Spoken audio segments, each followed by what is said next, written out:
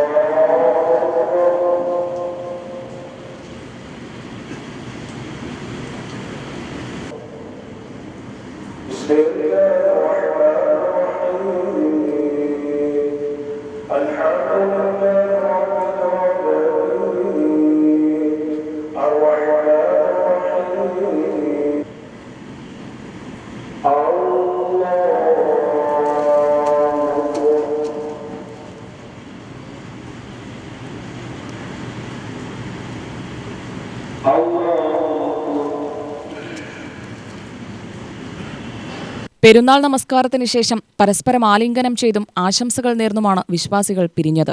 തുടർന്ന് നാൽക്കാലികളെ ബലിയർപ്പിക്കുകയും അതിന്റെ മാംസം കുടുംബാംഗങ്ങൾക്കും സുഹൃത്തുക്കൾക്കും പങ്കുവയ്ക്കുകയും ചെയ്തു.